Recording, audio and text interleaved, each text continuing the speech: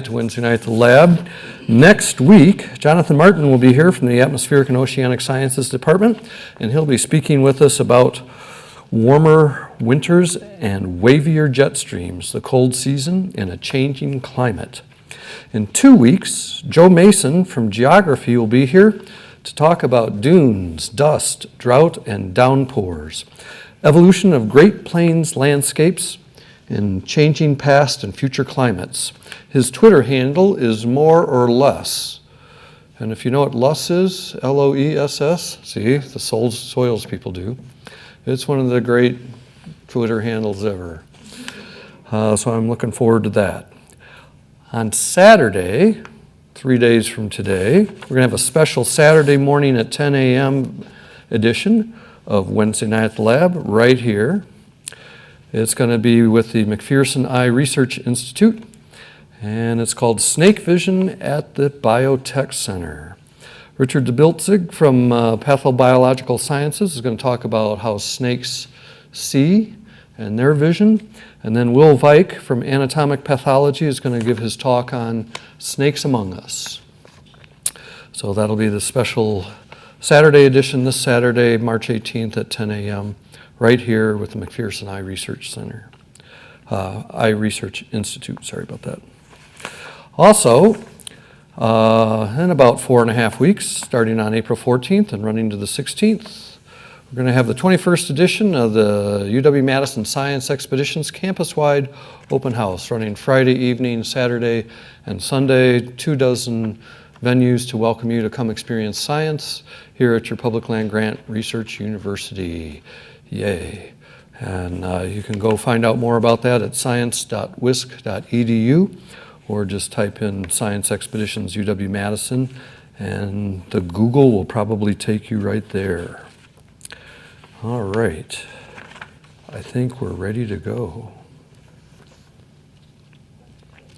Welcome everyone to Wednesday Night at the Lab. I'm Tom Zinnan. I work here at the UW-Madison Biotechnology Center. I also work for the Division of Extension Wisconsin 4-H, and on behalf of those folks and our other co-organizers, PBS Wisconsin, the Wisconsin Alumni Association, and the UW-Madison Science Alliance, thanks again for coming to Wednesday Night at the Lab. We do this every Wednesday night, 50 times a year. Tonight, it's my pleasure to introduce to you Alan Lee. He's a grad student in the Department of Anthropology. He also works with the WWII program, and he'll explain what that is. He's going to be talking with us on the general topic of matching physical remains with service records to identify remains of missing in action, folks. Alan, I get to ask you the 5 questions I ask everybody. Where were you born? I was born in Charleston, South Carolina. Pretty place. Oh, beautiful. I have no memories of it, though, because I was basically raised in Birmingham, Alabama. That's what I would call home. Okay, thank you. And Birmingham is not on the ocean? No. No. Not yet. I'm getting it in stereo. And then where'd you go to high school? Vestavia Hills High School. And then where'd you go for your undergrad and what did you study? I went to Birmingham Southern College. That was a tiny liberal arts school in Birmingham, Alabama. And I studied chemistry. So my first undergraduate major, my first love, was chemistry. Came up to Madison here for graduate school for chemistry, and I quickly realized that chemistry as a PhD is a lot different than just doing chemistry, which is going to a lab, getting your hands dirty. I love handwork, but research is a different matter. So I needed a human element. That's why I joined archaeology, because archaeology is kind of a beautiful mix of history and chemistry, if you know how to do it. Excellent. I'm looking forward to hearing how you do it. And then when did you get involved with the MIA program? I got involved with the MIA program on a beach in Oman. That is my first, I would say, exposure to it, because I was on a dig with 2 of the team members here, Bill Belcher, Dr. Bill Belcher, many of you might have met him, and Dr. Greg Jameson, who is our lead archaeologist. We were doing a dig on the beach, and we had a brown bag, and I was just curious about how they got involved with all of this. What was it like? Wow. And man, they sold this better than anything that I've ever been sold. It's amazing. I want to go back to that part about a beach and where? Oman. It's on the Persian Gulf. Let me give you 5 letters. IMNVS. Okay, because I hadn't heard about that, and I'll have to talk to Bill Belcher about why I didn't get invited. That's great. Well, I'm looking forward to this talk. We coined the little phrase, magician of dentition. I hope that will help convey the kinds of work that you're doing. Would you please join me in welcoming Alan Lee to Wednesday Night at the Lab.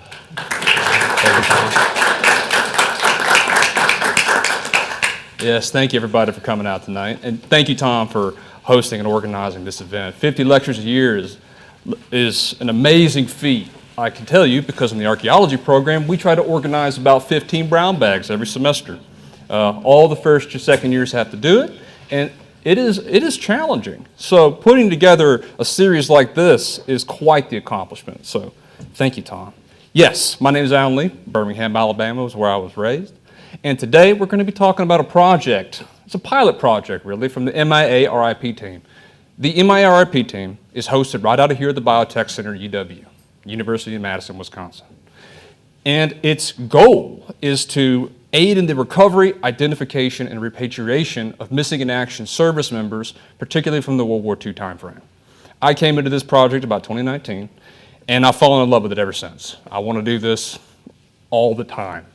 And this is not my dissertation, this is not my PhD research, but this is a side project that I hold very dearly to my heart. And it's something we've been developing for the past couple of months, and it's my pleasure to bring it to you tonight. And this is the effort of a whole host of people. And before I go any further, I have to give out some warm thank yous, some acknowledgments. First, of course, is to Charles, better known as Chuck Kunzinski, the director of the team, associate director of the Biotechnology Center here. An amazing individual. Cannot speak highly enough of his leadership, both in and out of the field. Also, I wanted to thank Dr. Vanessa Cook, who is our lead historian, as well as the organizer of the volunteer group. She has been indispensable in this process of doing the historical background research leading into our cases, as well as she was incredibly involved, the principal organizer of the recent conference, the RITS conference, which was a raging success. We'll hopefully have that again every year. And thank you to her. Also, I have to thank Dr. Greg Jameson and Dr. Bill Belcher and Dr. Brett Hoffman all at the same time. One, for being exceptional mentors to me as an archaeologist. I would not be half the archaeologist I am today without these 3 gentlemen. And also, thank you to them for introducing this project to me, building a pathway for me to join in and contribute. Also, I had to give a warm thank you to the DPAA. We work in partner project with the federal government, and the Department of POW MIA Accounting Agency is our principal partner in all of our endeavors. And Dr. Edwin Weatherby, today especially, has been a critical component in my understanding of the disinterment process that is an ongoing effort in the missing in action research. Okay? Also, I have to give a warm thank you to Mr. Chad Lindell. We'll talk more about him later, but he has been an inspiration to me in terms of coding, in terms of what can be done with technology, so thank you to him. Also, thank you to Daniel Rosenfield, Olivia Thomas, Maggie Bartik, Ashton Jenks, and Sam Zinn and Sam Tooley for being volunteers in the project, who have been instrumental, especially in this project, at doing the hard labor of digitization, which if you have done digitization before, if you have taken PDFs and tried to take information off PDFs into another format, it is a long and hard and tedious process. So thank you to them. Thank you again to Tom for organizing these events. And thank you to the entire MIA RIP volunteer team who are not listed here. There's way too many of us now for me to put on one slide. You guys are exceptional, wonderful people. Thank you for the research that you do. Also, thank you to the service members of the United States Armed Forces and their families, many of which have given the ultimate sacrifice to defend the rights and the honor of this country. So thank you. So that's my warm acknowledgments. I was told 2 things, though, when I was asked to give the talk. I was told, 1, we should definitely give the talk on the dental project, because we had just done a 15-minute blurb, a 15-minute presentation for the RITS conference, and it could have been expounded upon and expanded for a wider audience. And 2, I was told that I could enhance my storytelling skills. And if you've ever met somebody from the Deep South, let me tell you, you give some man the opportunity to tell a story, he's going to keep your ear for way too long. So I'm going to start tonight with story time. I'm going to dedicate this. This talk is going to be dedicated to a couple of individuals. We're going to begin our story in Bibb County. Bibb County is right here in the center part of Alabama. It's right nestled between Tuscaloosa County which is here, and Birmingham, Jefferson County. Today, specifically, we're going to focus first on this little town right here, West Blockton. West Blockton is a small town. It's right off the Cahaba River Nature Reserve, and it still doesn't host maybe more than a couple thousand people in terms of its population. And specifically, we're going to take a trip back in time to World War II. This young man is named Claude Holland Jr. He is 19 years old in this photo. He has just enlisted with the Navy, coming right out of high school, because he is concerned with the affairs going on in the foreign landscape. He has joined the Navy and has been given the rank of Seaman First Class. He joins in 1941 and is put aboard the USS Arizona. This is the USS Arizona as she was made to be, but on December 7th, 1941, at the attack of Pearl Harbor, she was hit with 8 projectiles, 8 munitions, and was sunk in the harbor. Half of the losses at Pearl Harbor were on this one ship, where 1,117 service members lost their lives, including Claude Holland Jr. They never recovered his body. He still is at sea, listed as MIA. There is a lovely memorial at Pearl Harbor for the USS Arizona. You can go there. And I would recommend if you are in Hawaii, for any reason you do, it is a lovely memorial. And Mr. Claude Holland Jr. also has a memorial at his hometown of West Blockton.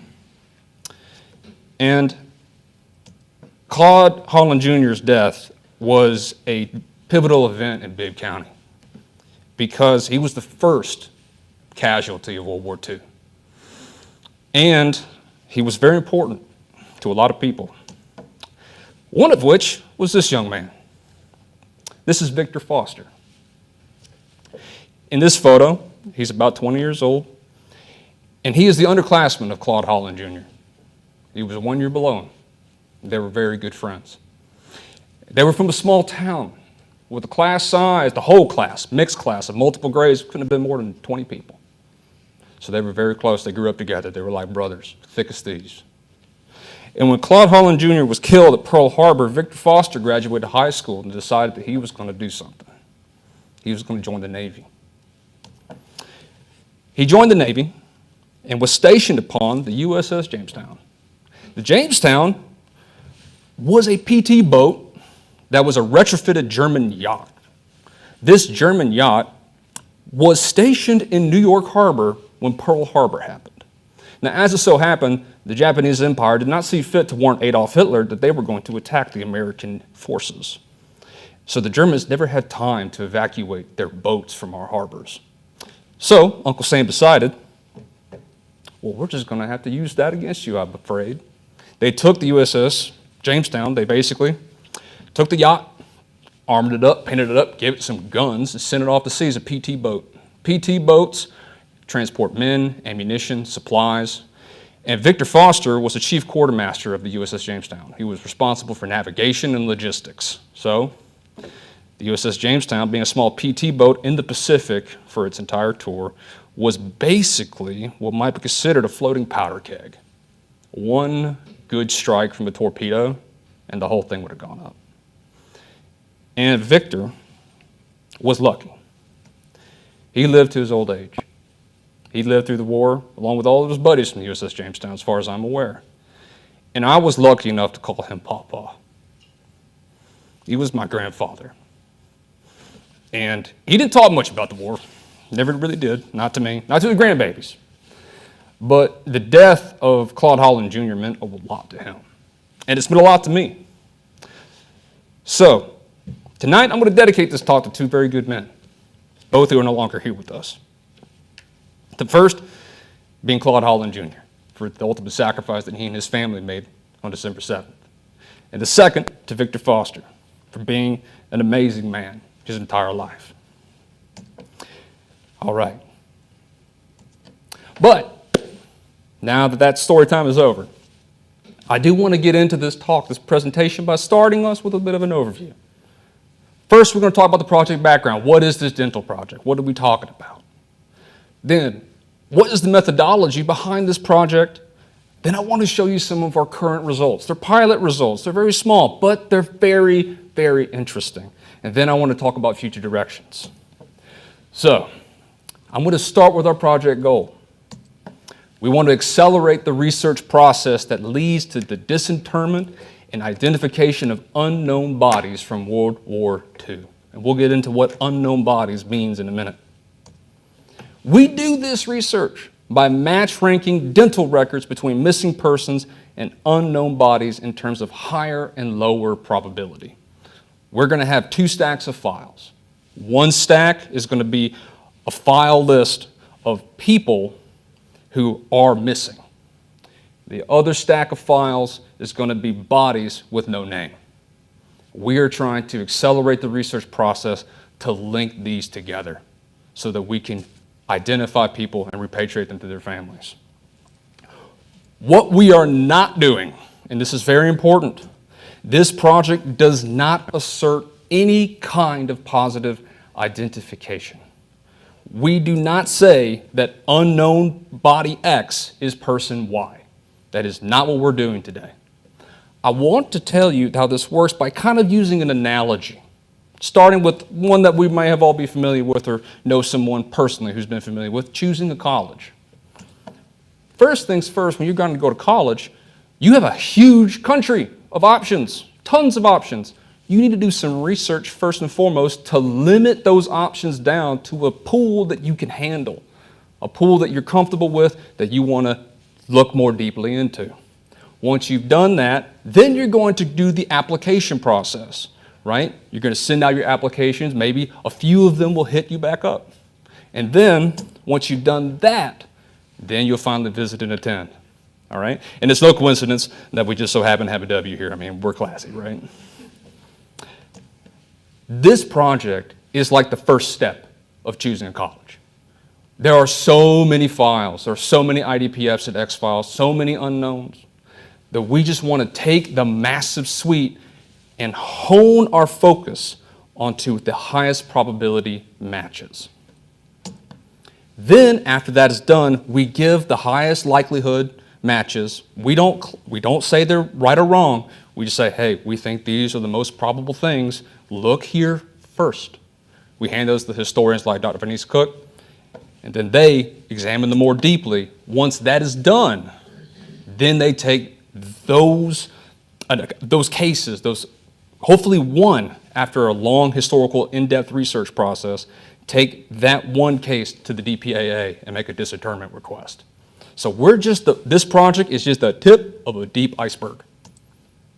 And this is the part where I want to talk about what are these definitions that I'm going into. What is an unknown? What is an X file? Because these are going to be terms that I throw around this process all night, basically. An unknown, and these are from the DPA, these are federal definitions. An unknown is a believed to be U.S. service member recovered during or after past conflicts, and they are determined to be unidentifiable. It's just a body. And they can be more than one person's body, too. They could be intermingled, commingled, mass grave. It could be all sorts of things. Or it can be a single person. An X file is just the documentation of the unknown. All right? And this documentation can have all sorts of things. It could have maps where the person was found. It can have their dental records. It can have their entire skeletal anatomy as determined by the examiner. So that is the unknown. That is the X file. I will use those terms interchangeably. That is one stack of files that we deal with. The other is the IDPF, the Individual Deceased Personnel File. This is a record created by the service branch for each individual uniformed service member killed while serving. So it's very similar to the X file. The difference is this is a stack of that person's, that soldier's records, all of them, throughout the war, throughout their service. It could have multiple dental charts, multiple, descriptive files inside their manila envelope. That's our second stack of files. These are the named people. To give you a sense, though, of how much we're dealing with, we'll talk about the current state. Right now, how tall is our stack of files? On the X file front, there are 8 8,600 X files. These are 8,600 unknowns that have been interred in the ground at American cemeteries. That's almost 2 full brigades of soldiers. If we were to stack those files one on top of the other, it would go up about 30 feet tall. 2 stories. Just to give an example, that would be if we started on ground level here, and we went all the way up there at the Biotechnology Center building. Most of these X files are from the Indo-Pacific region, particularly the Navy, as well as the European, and the other third is from the European Mediterranean Division. The IDPFs is a different story. There are approximately 73,000 MIA IDPFs. It's almost 5 full divisions. If you were to stack those files, it'd be approximately 230 feet tall. You're touching the bottom of the Capitol building, not the Capitol building, the dome right here where Lady Justice is on top of the Capitol. You're starting from the ground floor and you're going all the way up. So there's a tremendous amount of reading that could be done trying to match this pile of X files and this pile of IDPFs. Historically, the disinterment process was done like this. If the AGRS, that's the American Graves Registration Service, if they had a hint that somebody, some unknown body, might have been a missing in action person, that body was disinterred after the end of World War II and taken to a central identification point. Could be there are multiple of them.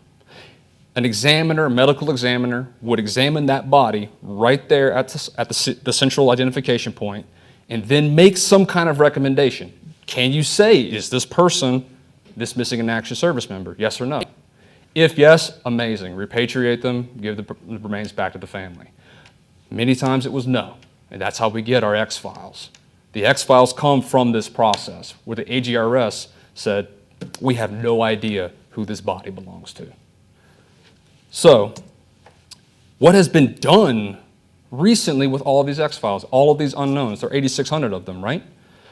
Really, if we look back in time, and this figure is from Dr. A1 Weatherby of the DPAA, this is her figure. Before 2015, very little was done on the front of the disinterment. It was really only with the creation of the DPAA, that is at 2015, that the disinterment process explodes. It really takes off, starting with the disinterment of the Oklahoma service members out of the Punch Bowl in Hawaii. And there's a steady increase over time for about 5 years before there's a big drop-off in disinterments, before the number of X files, people who have unknown bodies being disinterred and identified just really precipitously decreases after about 2019.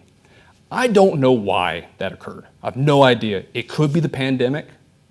It could be the sheer difficulty of this process.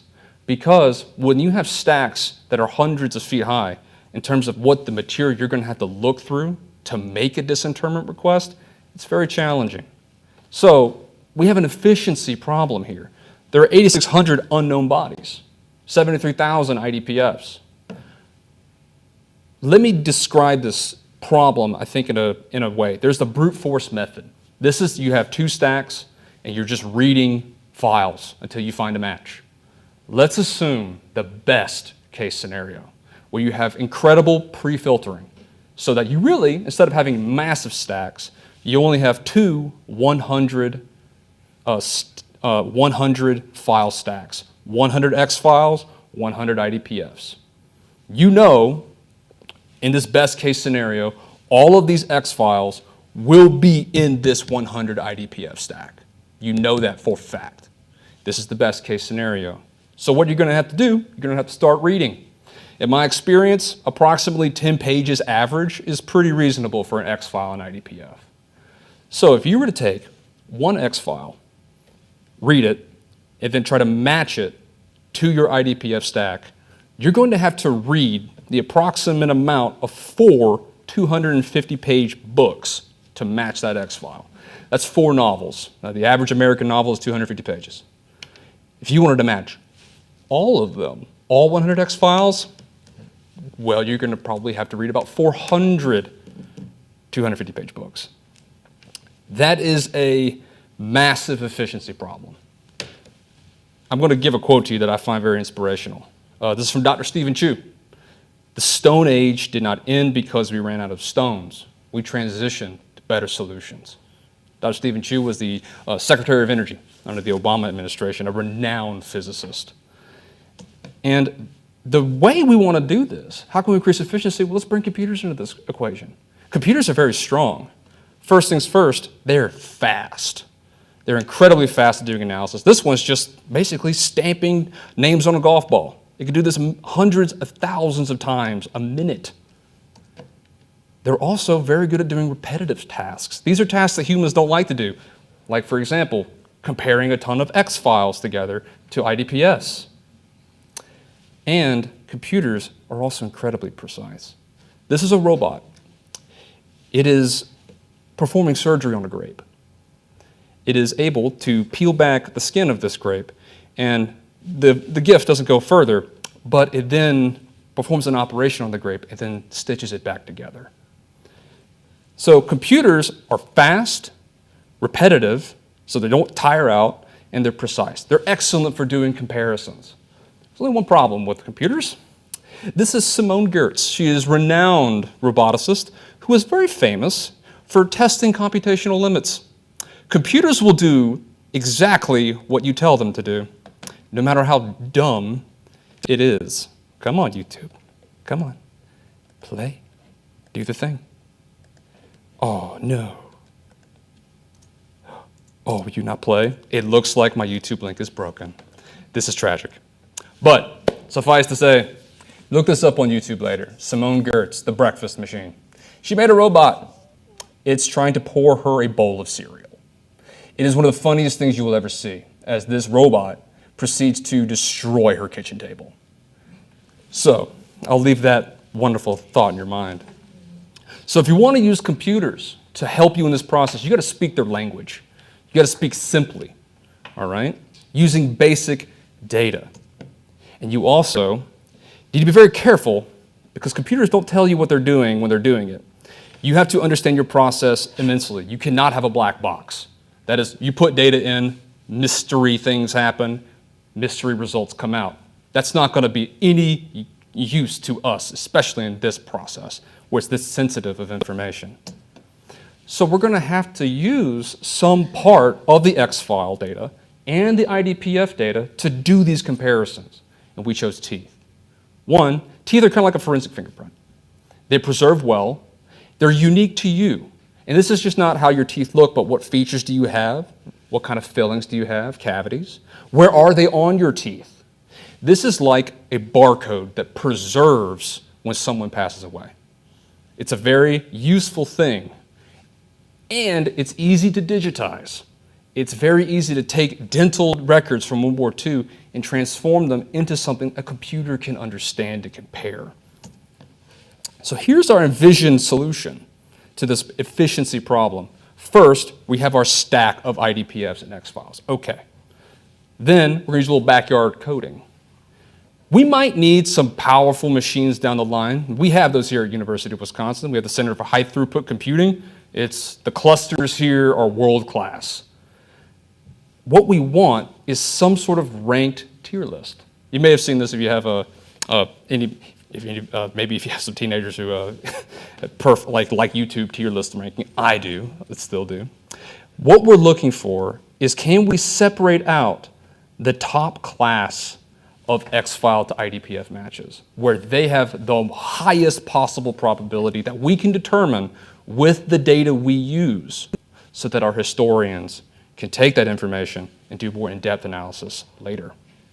So we're going for this tier list. Okay, so what are we going to do? We first find the dental records from the IDPFs and the dental records from the X files. We're going to digitize them and compare them en masse. So we're talking, dozens and dozens of IDPFs, dozens and dozens of X files for just the project study, just for the pilot. What we're looking for, imagine if I had an IDPF John Doe, and I have a stack of X files. What I'm looking to see from my computer algorithm that I'm going to make, at the end of the day, I want to see something like this. where this is my comparison. I have 5 teeth in my X file that I compared to my IDPF John Doe. And they're all pretty bad. Red means, like, let's say it's the worst possible match. Absolutely incorrect. And then you have different colors that also correspond to likelihood of correct connection. This would be not a good match. So we keep moving.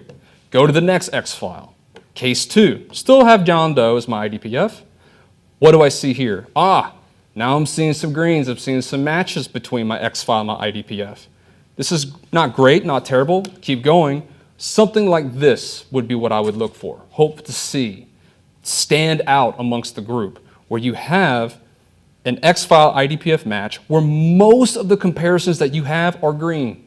It's go dogs go. This is not necessarily correct. Again, we're not saying person X is unknown Y, but this would be a good place to focus. This is something we would say, historians, please look more deeply into this. And after we decided, okay, this is going to be our process, let's wrangle the volunteers, let's marshal the forces. And Daniel Rosenfield, Olivia Thompson, Sam Tooley were exceptionally important to this project because they did, along with me, quite a bit of digitization. So our first initial observations, we started with the X-Files. We started by saying, okay, what do teeth and dental records on X-Files look like? This is what they look like.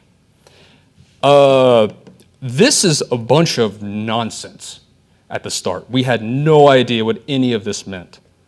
So we had to do our homework. We tracked down the War Department field manuals from 1945 and 1950 to see, okay, what are the examiners and the dentists saying on these charts? And we figured out what the letters mean. And we created a list. It's not very important what the different letters mean, but what it means for us is that we can look at a black and white image with a bunch of letters and figure out, oh, that G, that's a gold filling. And it's all over the tooth. So it's this big one. It's this DOLFM. That's just the sides of your teeth. The distal, the occlusal, the lingual, the facial, the mesial. These are the different sides of your teeth. Every dentist knows this. And they know it so well, they ain't going to write it all down. They're just going to put the letter. A, amalgam. Mercury silver filling, classic for this time period. So, using old field manuals reinterpreted, this is what we're seeing when we see these dental records. It's going to be very important because otherwise we have no idea how to take that dental information and put it in a computer in a meaningful way. Once we figured out what the teeth mean on these charts, we're like, oh, okay, we can put that in Excel. Made an Excel spreadsheet. Every tooth, just like this one, gets a little box. In every box, this matrix has places for these features that are on the tooth.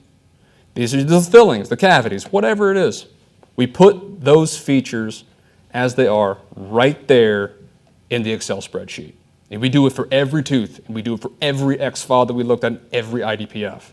So it was quite a lot of them. Then, once we had digitized all this information, I realized quickly we had to standardize because we have 4 different people using this process.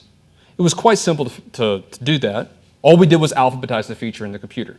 You can see here, what has happened is that whoever the examiner 2 is has put the filling type amalgam or gold at the tail end of the recording here, where examiner 1 has put the filling type amalgam or gold at the beginning. If we alphabetize the features in the computer, that goes away. This is important because the computer is so dumb, it will not understand the difference. It has to be handheld like a baby to understand that, this is the same tooth. Otherwise, the data becomes meaningless. So once we've alphabetized our features, we've standardized the way the differences between our recordings, because, it's 4 people. We're not all going to be in the same room at the same time recording this information. The standardization helps smooth that process out. Once we've done that, we're almost ready to begin our comparisons. Almost there. But we have to understand that not every tooth in a dental chart is going to have the same value. It's not going to tell you the same amount of information. First and foremost, some teeth are not there. These are teeth that are post-mortem missing. When a person dies, sometimes their teeth fall out, specifically the front incisors on the bottom mandible. Very common for those to be missing. They have no value. They're not there. You can't know anything about that tooth. So it's 0 points. It doesn't mean anything. No value. A low-value tooth is a tooth with a common feature. Most people have this tooth feature. Great example. How many of y'all have your third molars? If you have third molars, raise your hand. Exactly. Most people have their third molars, their wisdom teeth, taken out. So, yeah, you have your third molars taken out. Yeah, you and everybody else. But it's still important, so we give it a low value, 1 point. Then there are medium value teeth. These are teeth with actually diagnostic features, like a filling. Because your filling, depending on where it is on the tooth, can be very unique to you. All right? And lastly, there are the high value teeth. These are the teeth with multiple features, multiple fillings, multiple unique identifiers that are, more common to you than probably anybody else in the room. Once we have understand, okay, we have value, we have digitized our teeth, let us begin the comparisons. Okay, we have an X-file tooth, we have an IDPF tooth. How do these comparisons work? All we do is go box by box. Does X-file feature 1, AF, have any matches on the IDPF tooth? No? Then it's red. You go to the next box. Any matches? No. It's red. DFGLMO. That is the big cap, the big gold filling cap. Are there any matches between X-file tooth and IDPF tooth? Yes. So that's a green. Excellent. So what could we say? We could say, okay, it's not a match. Red, red, green, useless. We went a step beyond that. We understand at the MIA Center, at the MIA-RP team, we understand that examiners sometimes make mistakes. There are thousands of bodies being examined, thousands of soldiers who were being examined while they were alive. Their dental records were taken while those soldiers were alive in the IDPFs. And those soldiers, you're a dentist, you're an Army dentist. The line is out the door. You're trying to get all these young men in and out. You're trying to see where do they need fillings. You're going to be operating somewhat quickly. So mistakes can happen between an IDPF examiner and an X-file examiner. This is totally understandable. One of the things we thought of, cavity crawls. This is just one examiner says, oh, the cavity, the filling, the amalgam filling is right here on the facial side of the tooth. That's the side of the tooth that is the front side near your face, near your cheeks. While the examiner 2, maybe the X-file examiner, has a bit more time and a bit more space, they say, oh, no, that filling's on the facial and distal side of the tooth.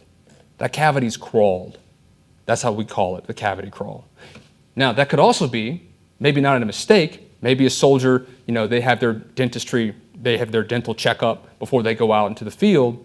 They're out in the field for months, don't see a dentist, don't take care of their teeth. Maybe their cavities get worse. That's also a possibility.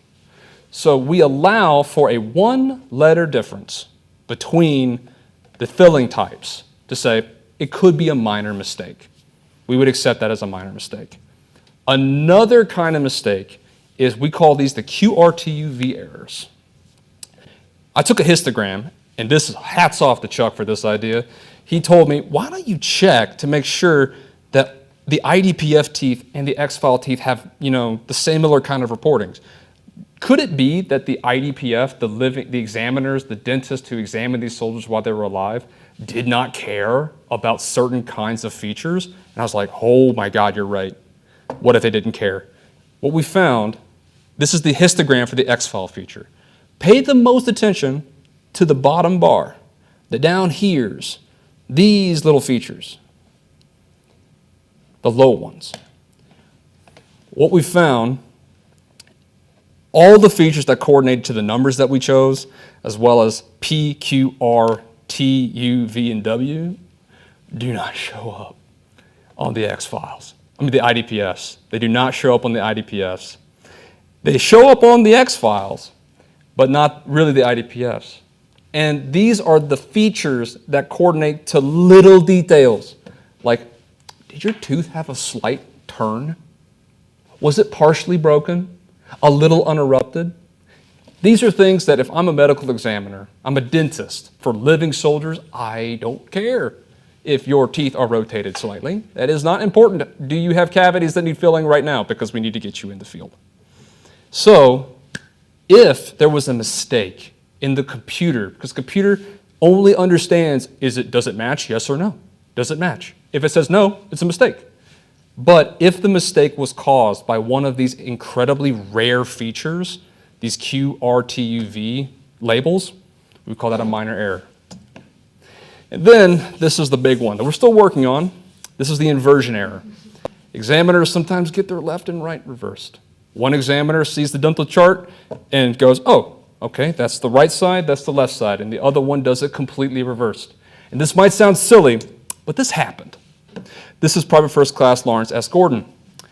The AGRS confused him for a German soldier after World War II. Why? The examiner flipped his dental records. They were inverted. And it wasn't until, essentially, a lot of effort done by in part the MIA-RIP team, this biotechnology center, that this young man was repatriated and identified. This was our first case. And this is why we even know to think about the inversion error, is because of Private First Class Lawrence Gordon. So we are working on that part of the project where all we do is simply take your dental chart, and for a computer, flipping things right around 180, super easy. So we can just examine things again. Okay, but looking back at our original example, we're going to go back through and say, are there any minor errors here? Starting with the feature 1. Oh, look, AF, AFD. That's a cavity crawl. That's a minor error. We can list that yellow. But we have to do this for every feature again. Is there a minor error for AL, for the amalgam on the lingual face of the tooth? No. So it's still red. We only allow for one possible minor error before we label the tooth match between the X-file and the IDPF a major error match. It's very important when I say a major error match. A major error match is not me. I'm not a dentist. Nobody on the team is a dentist. I'm not saying that this X-file tooth does not belong to this IDPF tooth. They're not the same. That's not what I'm saying. I'm saying if they are the same, if this tooth is this between the two files, if these two teeth are actually the same tooth, it would require a major error on part of the examiners. One of the two examiners would have to have done an incredible mistake for those two teeth to actually be the same tooth. Once we have done this comparison, so we take our stack of X-file, so we take a stack of X-files and a stack of IDPFs, we start the comparison, we get all of these scores between the teeth, between an X-file tooth and an IDPF tooth, we just label them out. We lay them out in a simple list where start at tooth 1, go all the way to tooth 32 is all the teeth in your mouth that you can have. And they all get a score from -1 for a minor error to +3 for a high value match, with 0, +2, a -3 for a major error, and a +1 for a low value match. Then we just sum the numbers up. Computers are great for summing things. They just sum up the number, and that is the match score for this X-file, let's call this X-file 1, and this IDPF John Doe. So if we were to sum up all of these numbers here, it'd be a +2 score match between those two files. We do that for every file, hundreds of files. And that's what we did in our pilot project. So that's the process, that's the methodology. We're now moving into the results part of the talk. We took 200 X-files and 20 IDPFs.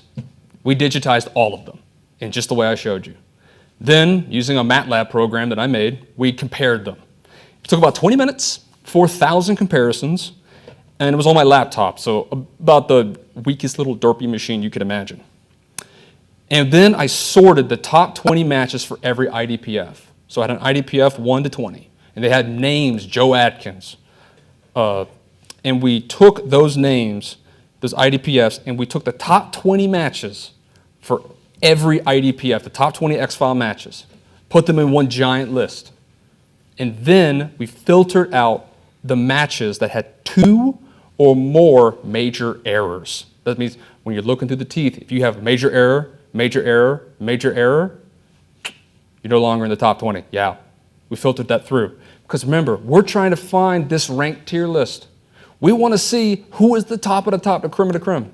These are the matches, these are the files that have the most similarity compared to all of the others.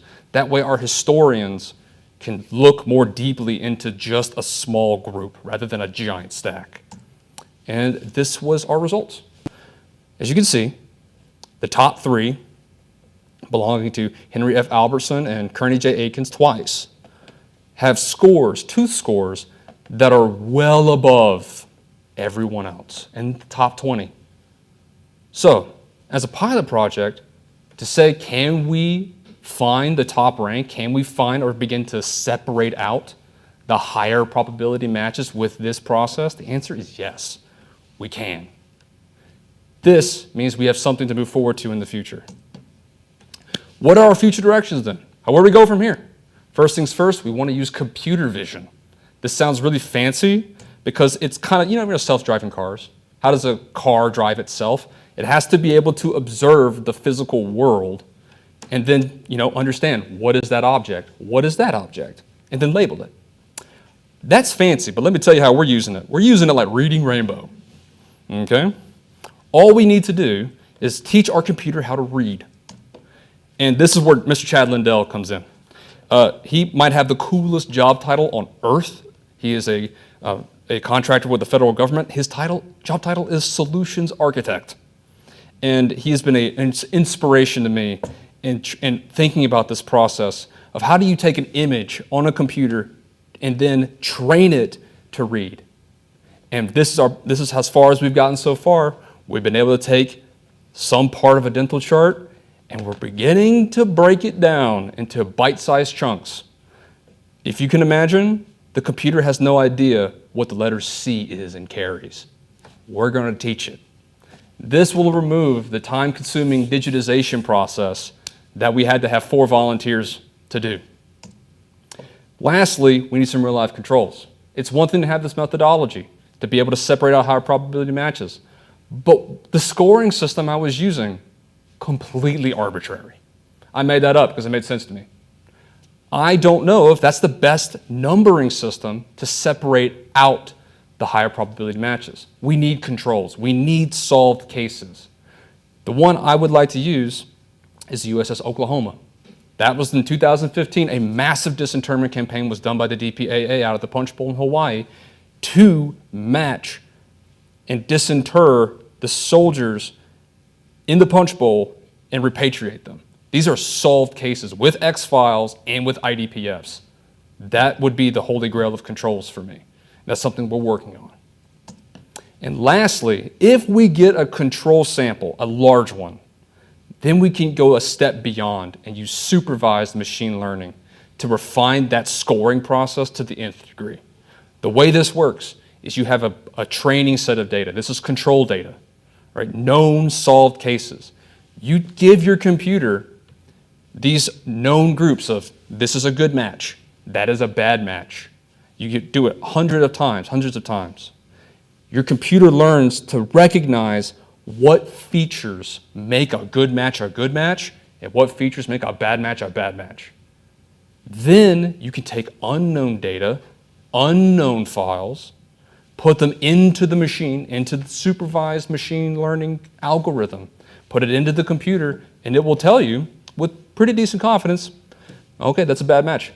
Well, that's a good match. It's a way to take this process, this ranking process, to the next step. And that is everything we've done so far. Thank you so much for your time. My name is Alan Lee, and thank you for coming to Wednesday Night at the Lab.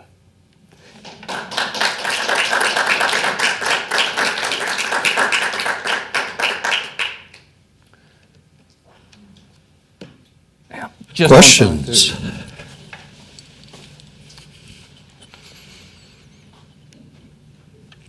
Yes, ma'am.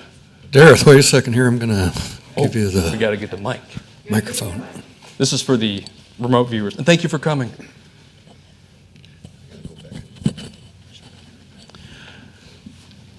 how much time for dental changes are you considering is too much to be worth trying to make a match between the postmortem record and the enlistment dental record or pre-deployment dental record? If I understand the question, how much time are we willing to accept for, let's say, the recording process of the teeth, for the X file? A person has died. They are then examined, and that X file is created after their death. Mm-hmm. How much time between the death of that person and the creation of the X file are we allowing? No. How correct? much time between that person's original IDPF file being created and their death, which allows for a fair bit of change in the care of their teeth in between, and you wouldn't necessarily have an accurate IDPF record. So far, we have not been able to take that into account because this is we might say, more coarse than that. Mm-hmm. We have no idea what time frame would be useful because we have no controls yet. Mm-hmm. So would a year between a person's last dental examination while they're alive and their death be too much time? Could be. Don't know yet. But at the end of the day, what we're hoping for is that because it's a barcode for you, these dental records, if we have good enough preservation of the dental record, more of that record will be accurate to you, even if there are some changes, even if there are some minor errors, than anyone else. And as long as it stands out more for you than for anybody, or not for you, but for the soldier than anybody, then it's still a useful practice. And we won't know until we look. And that is exactly why we want controls. Because for the X files in the IDPS, if we know these are solved cases, we can try to get a better estimation of that. That's an excellent question. Did I answer it for you? Yes, you did. Right. Thank you, ma'am.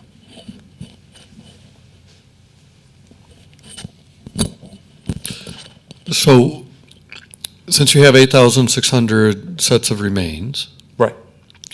and since we have DNA, why don't we just systematically disinter those 8,600, sample them, rebury them? Fantastic question. I cannot answer it because I don't work for the DPAA. My understanding of the process is that to do a disinterment request requires a fairly convincing case that you know with measurable certainty that the person you are disinterring does have this identification. So that is my understanding of the process up to now. Could that change? Absolutely. Absolutely that could change. But this project, if in case that does not change, if the disinterment requirements are still set to a pretty high bar, this project hopes to aid that process without needing to unearth thousands of bodies at the same time. Could that work? Absolutely. Maybe. I'm not a geneticist. I'm not a DNA specialist. For example, why hasn't the USS Arizona been dredged, pulled to the surface? I don't know. Could it be the complicated nature of that site where you have 1,000 sailors? Their remains have been commingled. Is their DNA commingled now? Would it be hard to separate that out? I don't know. I would love to ask someone from the DPAA those questions because I would like to know the answers too, personally. Sorry, I can't give you a better answer than No, that. that's fine. If I knew the answer, I wouldn't have asked the question. I'm not that kind of guy. Other questions? I'm going to go back and see if there's any on the computer. Dylan's on spring break, so I'm running the show solo.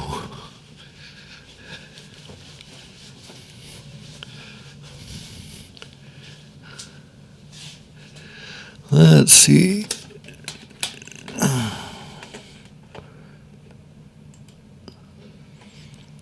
Okay. So though I don't see anything on chat yet, I'm looking at this chart, Yes, and I'm sir. seeing right over on the left and left over on the right. Yep. So how does this work? The way this works, you are the dental examiner, and I'm looking into your mouth.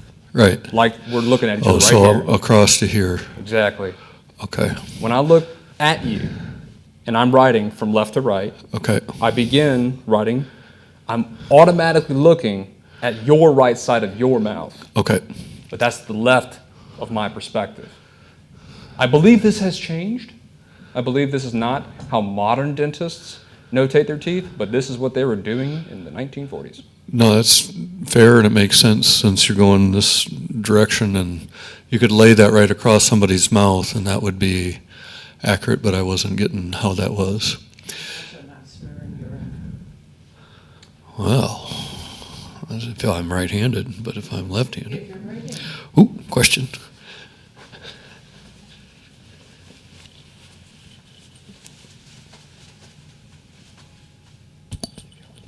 Great talk. Thank you, Sandy. I have seen some of these IDPFs, and I've seen 910 dental records in them.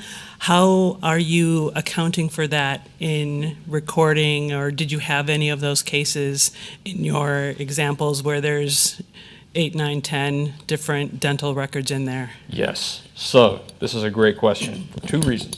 One, the IDPFs are much more complicated than the X-Files. For that reason, you'll have many times, a service member gets their teeth checked multiple times. We chose, and I personally did the IDPFs because I realized that was going to be much more difficult. What I did is I went and I compiled all of their dental charts across time so that I could track, okay, what is happening to your teeth as you are being examined. Because not all the time, sometimes a cavity would be noted for feature filling one time and then not the second time. So the IDPFs are going to pose a real challenge moving forward in the future, specifically for the computer vision.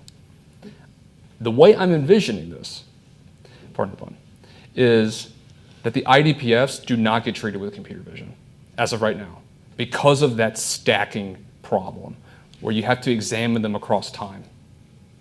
But because I am hopefully smarter than the computer, maybe not for long, but I would do the digitization of the IDPF of one IDPF if my computer can digitize all of the X files for me.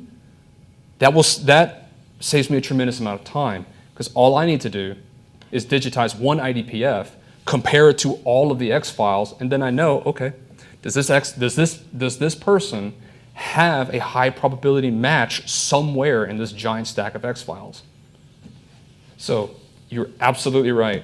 IDPFs will very commonly have multiple sets of dental records, and we have to be judicious with how we digitize them. Thank you. That's a great question. Any other questions? Dareth?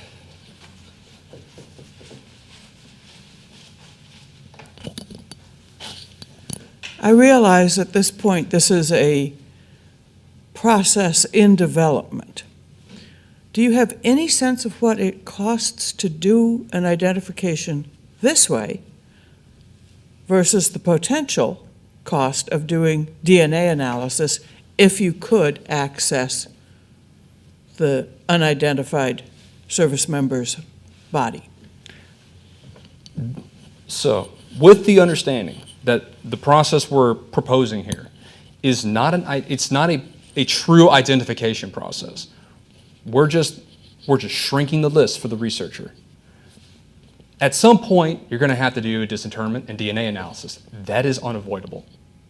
However, compared to doing mass disinterment, which would be thousands upon thousands of bodies, doing a refinement of the search to really hone in on the most probable matches first will save orders of magnitude of money, of revenue. Because to just do the DNA tests themselves, one test is several $1,000s. And you're going to have to do it all at once. It could be that it does not. What's the word I'm looking for? Because to me, it's worth it. It's America, sorry, but we got the money personally in the federal government. But the idea could be that if you're trying to justify this to Congress wants results. They don't want an effort that leads nowhere. So to make it, let's say, more effective for the taxpayer, minimizing the overall cost it's a priority, I believe.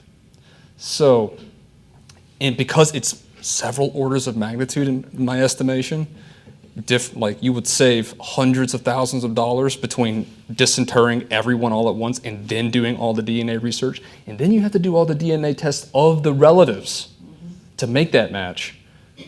Refining that process would save a lot of money. But doing a by person analysis of the idea, the dental records before death of all of those people, that's a huge pile by comparison to the number of unknowns. Mm-hmm.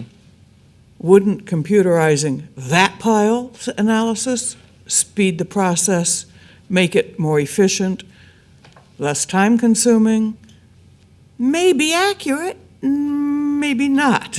Controls will determine that. Mm-hmm. If we could digitize with the computer, do the digitization process of the IDPS, that would be monumental. And that might be doable. And if you're in the audience, Chad, and the virtual audience, I will talk to you later about this. But that would be a milestone of a milestone. Right now, we're going to shoot for the low-hanging fruit. Just get some controls to make sure our scoring method is useful. Then digitize and computer vision the X files, then the IDPS. And then, this process might be more useful to other fields as well. Forensics, they're missing persons that are not MIA. And I've been talking with some individuals from the BIA, the Bureau of Indian Affairs, who would like to talk more about using this kind of process in real active cases. Could be something in the future. Oh, we have a question in the back. Wait a second, Sandy, please.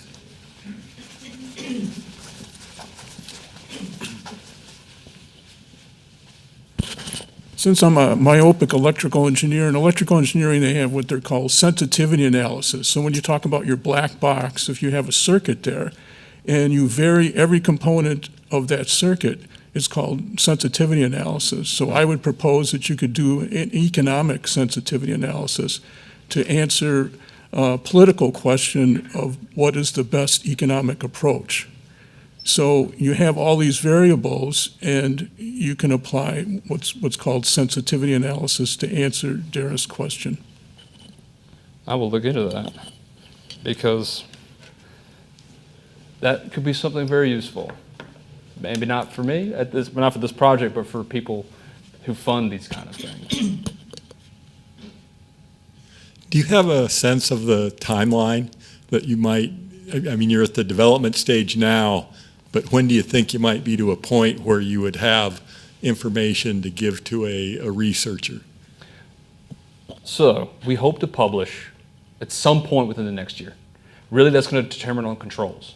We think we're at a point now where this process is worthy of putting out there in the wider academic audience to get some, maybe some very harsh feedback, but good feedback.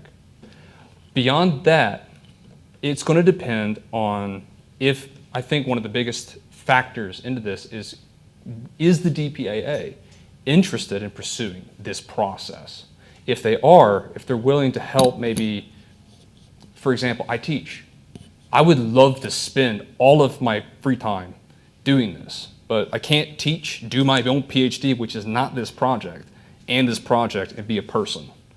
I would be I would be a computer. But the idea would be, I would hope, I'm going to just say what I would hope, within maybe a year or two, if we get the good controls and the computer vision down pretty well, that we could have something very powerful on our hands. There's a big fire at a Veterans Repository in St. Louis, is my memory. Did any of those records burn up, would have been the ones that you would like to work with? It's very possible. Okay.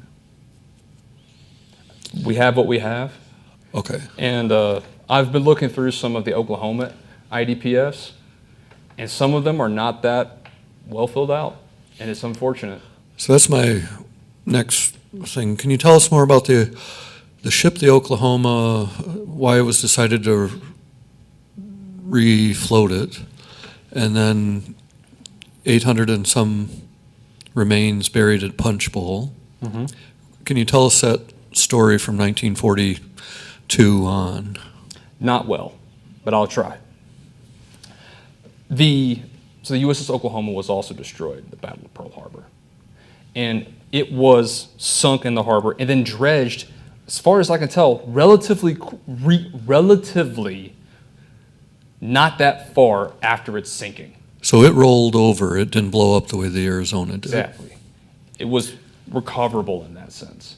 You have several hundred soldiers on board that vessel. Yep. I'm gonna ask you to say sailors because I'm gonna get comments if you keep calling them soldiers. Oh, fair enough. I should know better, shouldn't I? Sailors on board, and then they're interred in Hawaii, in the Punch Bowl, and they're there for decades. The reason that I believe in 2015 that they were disinterred is because JPAC, which was the DPAA before 2015, was given a congressional ultimatum. You need to pick up the pace of your recoveries. And the DPAA, as far as I know, saw, okay, we need to invest into as many different places as we can to begin making more identifications. And one of those that they did was the USS Oklahoma in 2015. And it was a tremendous disinterment campaign from the Punch Bowl in that year. And it went on for several years. There were people being identified as late as 2018, if I remember correctly. But the process, and that's as much as I can tell you about the USS Oklahoma itself, and it's the journey that those sailors underwent to becoming repatriated and identified. And a lot of that is relatively something that's been internal with the DPAA, because JPAC, as far as I'm aware, was mainly focused on Vietnam, which was the big impetus for the repatriation efforts moving out of the Vietnam War and the Korean War. A tremendous amount of work has been done in Southeast Asia, but not as much for the World War II theaters. And that is just the nature of the beast. I think it was just a matter of priorities at the time. So to your question about the Arizona versus the Oklahoma, the Arizona blew up catastrophically. It's considered a grave site, if I understand correctly. Yes. The Oklahoma, on the other hand, was raised, Yes. recovered, sent back into battle. If I remember correctly. Okay. So that meant when they refloated it, Mm-hmm. this is where some of these 800 and some unidentified remains came from. Right. Okay. I got to visit the Punch Bowl back in about 1996, and I had no idea that graveyard, National Cemetery, existed. It was a very different experience than walking around, say, Arlington or the National Gravesite over in Milwaukee. So it's a breathtaking place. yes. Any other questions? If not, thank you very much. Really appreciate it. All right, thank you.